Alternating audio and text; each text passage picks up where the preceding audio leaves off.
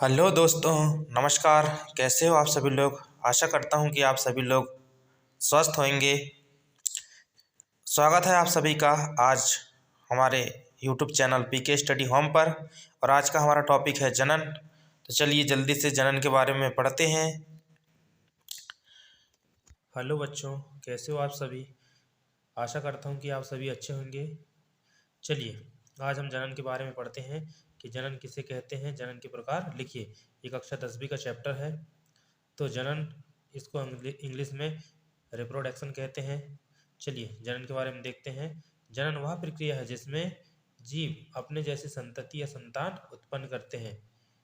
ठीक, जनन वह प्रक्रिया है जिसमें जीव अपने जैसी संतान उत्पन्न करते हैं या संतति उत्पन्न करते हैं। जनन मुख्यतः दो प्रकार का होता है। पहला है लैंगिक जनन, दूसरा है अलैंगिक जनन। तो हम लैंगिक जनन के बारे में जानते हैं। लैंगिक जनन किसे कहते हैं? वह जनन जिसमें नर पुरुष और मादा स्त्री युग मिलकर नए जीव का निर्माण करते हैं। ठीक है, लैंगिक जनन वह है जिसमें नर पुरुष और मादा स्त्री युग मिलकर नए जीव का निर्माण करते हैं निषेचन की क्रिया के द्वारा। उदाहरण के लिए गाय, बैल, बकरी, भैंस इत्यादि ये सभी जीव लैंगिक जनन के द्वारा नए जीव उत्पन्न करते हैं। ठीक है, दूसरा देखते हैं अलैंगिक जनन। तो अलैंगिक जनन किसे कहेंगे? इसमें एकल जीव नए जीव का निर्माण करते हैं, उसे अलैंगिक जनन कहते हैं। अलैंगिक जनन के लिए दो जीवों की आवश्यकता नहीं होती। इसमें एकल या एक कोश के जीव ही नए जीव का निर्माण करते हैं, उसे अलैंगिक जनन कहते हैं। उदाहरण के लिए हाइड्रा, अमीबा हो गया, लेशमानिया हो गया, प्लाज्मोडियम हो गया इत्यादि। तो यहाँ पर भी अलैंगिक जनन की कुछ विधियाँ हैं। ठीक है, कि अलैंगिक जनन किन किन विधियों के द्वारा होता है। तो पहला है विखंडन, दूसरा है पुनरुद्वन या पुनर्जनन, तीसरा है मुगुलन, चौथा है कायिक प्रबंधन और पांचवा बीजाणु समासंग। ठीक है, चलिए आगे देखते हैं।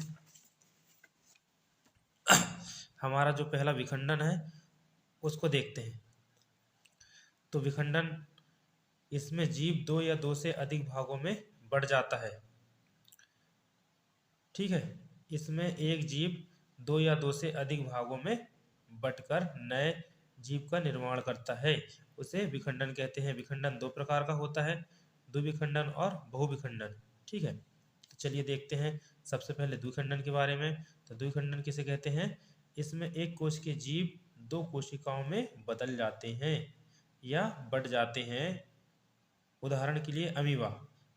द्विखंडन में क्या होता है, फिर से देखिए। इसमें एक कोश के जीव दो कोशिकाओं में बदल जाता है। ठीक है ना, एक कोश का जीव होती है, यह स्वयं विभाजित होकर, अमीबा एक कोश की जीव है, यह स्वयं विभाजित होकर दो कोशिकाओं में बढ़ जाता है और दो कोशिकाओं में बढ़ जाता है। ठीक है, और दो कोशिकाओं में बढ़ जाता है। इस प्रकार यह आगे भी और अधिक कोशिकाओं में विभक्त होकर नए जीव का निर्माण करता है। चलिए अब देखते हैं बहुखंडन। इसमें एक कोश के जीव बहुत सारी कोशिकाओं में बदल जाते हैं। बहुखंडन का उदाहरण है प्लाज्मोडियम। ठीक है, यह भी जैसे अमीबा एक कोश की जीव है, यह एक कोशिका से दो कोशिका, दो से चार, चार से आठ, आठ से 16 ऐसा विभाजित होता है। उसी प्रकार बहुखंडन में एक कोश के जीव प्लाज्मोडियम बहुत सारी कोशिकाओं में विभक्त हो जाता है। ठीक है ना, बहुत सारी कोशिकाओं में। चलिए अब हम अलैंगिक जन्म का दूसरा प्रकार देखते हैं, पुनरुद्वन या पुनर्जनन। तो पुनर्जनन किसे कहते हैं? जब जीव अपने कायिक भाग से टूट करके एक नए जीव बन जाता है तो उसे पुनर्जनन कहते हैं।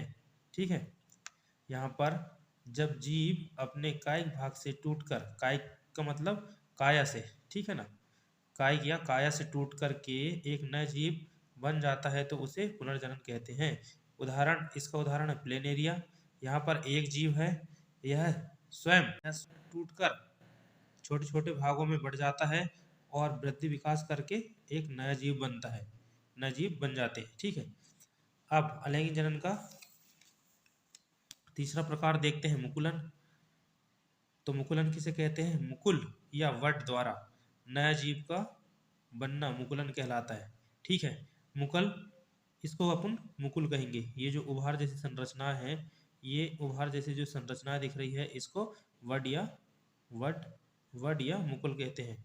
ठीक है, तो ये मुकुल या उभार जैसी संरचनाएं होती है हाइड्रा में, और यह धीरे धीरे बड़ी होती जाती है, बड़ी होती जाती है, और एक समय के बाद ये जो पहला जीव है इससे अलग हो जाती है, और इसी प्रकार एक से दो जीव का निर्माण होता है। ठीक है, चलिए अब चौथा देखते हैं, कायिक प्रवर्धन। कुछ पौधों में कुछ पौधों में नए पौधों का निर्माण उसके कायिक भागों जैसे जड़, तना, पत्तियां इत्यादि से होता है, उसे कायिक प्रवर्धन कहते हैं। उदाहरण के लिए जड़ के द्वारा जो कायिक प्रवर्धन होता है वह डहेलिया या शकरकंदी में देखने को मिलता है। शकरकंदी वो जो आपके यहाँ पर होता है, अ, जिसकी मूली की जैसी संरचना होती है। ठीक है, मूली, गाजर इसका उदाहरण है। ठीक है, और तने के द्वारा जो कायिक प्रवर्धन होता है वह आलू उसका उदाहरण है, और अदरक ये तने द्वारा कायिक प्रवर्धन का उदाहरण है। तो